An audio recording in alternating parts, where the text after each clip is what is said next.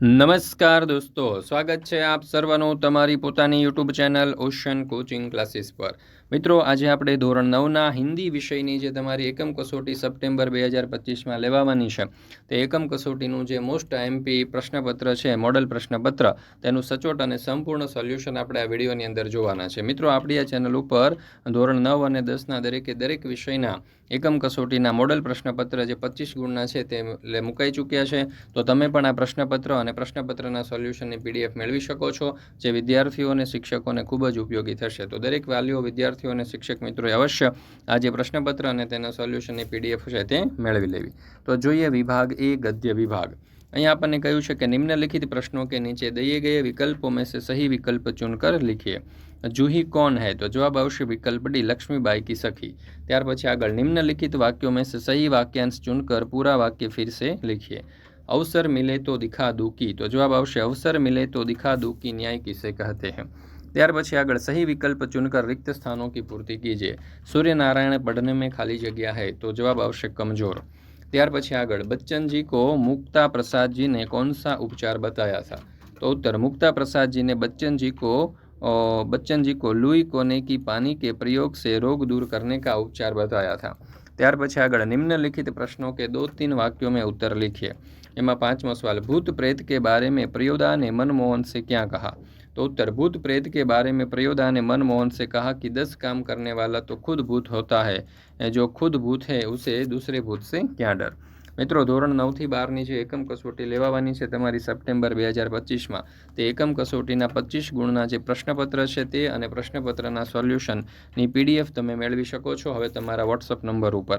આ જે એકમ કસોટી છે તેના પ્રશ્નપત્ર જે છે તે તમને રેડી ટુ પ્રિન્ટ ફોર્મની અંદર તમને મળી જશે। સીધી ઝેરોક્સ કરાવી અને તમે તેનો ઉપયોગ કરી શકશો, એટલે કે પેપર લઈ શકશો। તેના આન્સર પણ તમને મળી જવાના છે, તમારી શાળાના નામ સાથે તમને ઉપલબ્ધ થવાના છે। તો જરૂરથી દરેક વાલીઓ, વિદ્યાર્થીઓ અને શિક્ષક મિત્રોએ આ જે એકમ કસોટી છે તેના પ્રશ્નપત્ર મેળવી લેવા। વોટ્સઅપ પર પીડીએફ મેળવવા માટે આજે જ સંપર્ક કરો 7046222254 નંબર ઉપર। એક વિષયની કિંમત માત્ર અને માત્ર 50 રૂપિયા છે। ત્યાર પછી છે વિભાગ બી, પદ્ય વિભાગ। ભારત કે નિવાસી કોણ હૈ? तो एमा जवाब आवश्य विकल्प डी, आर्य। ત્યાર પછી सही विकल्प चुनकर रिक्त स्थानों की पूर्ति कीजिए। गरुड़ खाली जगह में नहीं होता, तो जवाब आवश्य महलों। ત્યાર પછી निम्नलिखित प्रश्नों के एक वाक्य में उत्तर लिखिए। भारत वर्ष को वृद्ध क्यों कहा गया है? तो जवाब आवश्य भारत संसार का सबसे पुराना देश है, इसलिए उसे वृद्ध कहा गया है। निम्नलिखित प्रश्नों के 4-5 वाक्यों में उत्तर लिखिए। कर्ण को राज्य की इच्छा क्यों नहीं है? उत्तर, कर्ण त्यागी और दानी पुरुष है, वैभव विलास में उसकी रुचि नहीं है। राज्य मिलने पर सिर पर अनेक चिंताएं सवार हो जाती है, बस थोड़े समय के लिए हंसी खुशी, चमक दमक और भोग विलास की सामग्री उपलब्ध हो जाती है। कर्ण इन क्षण भंगुर वस्तुओं को तुच्छ समझता है, इसलिए उसे राज्य की इच्छा नहीं है। ત્યાર પછી છે વિભાગ સી, વ્યાકરણ વિભાગ। એમાં પહેલું, કામ કરે કોઈ ફલ ખાए કોઈ, તો જવાબ આવશે વિકલ્પ ક, दुर्बल अंधी पीसे कुत्ता खाए। ત્યાર પછી છે निम्नलिखित शब्दों का विरुद्धार्थी शब्द। ઉજડાનું વિરુદ્ધાર્થી થશે હરાભરા। ત્યાર પછી છે પર્યાયવાચી શબ્દ, તો કમજોરનું સમાનાર્થી થશે दुर्बल। ત્યાર પછી છે शब्द समूह के लिए एक शब्द, जिसकी कल्पना न की जा सके तो अकल्पनीय। मैदान सुरमई आभा ओढ़ लेता है, तो जवाब आवश्य आभा।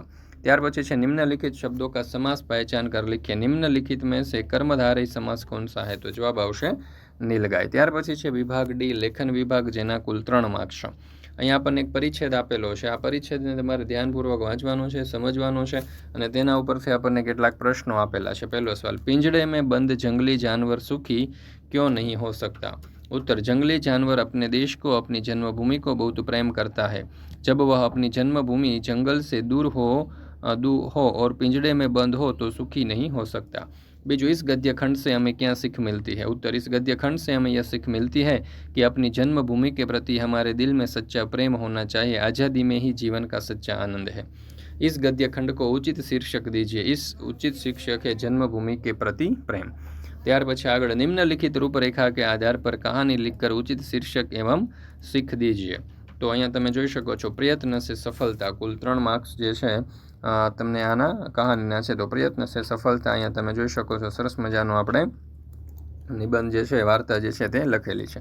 તેના અથવામાં આપણને પત્ર આપવામાં આવેલો છે, તો આ પત્ર પણ આપણે લખી શકીએ। જો 15 तृप्ति सदन, गांधी रोड, राजकोट से अरुण भावनगर निवासिनी अपनी सखी गीता को राष्ट्रभाषा हिंदी का महत्व समझाकर हिंदी की परीक्षा देने के अनुरोध करती हुई पत्र लिखिए।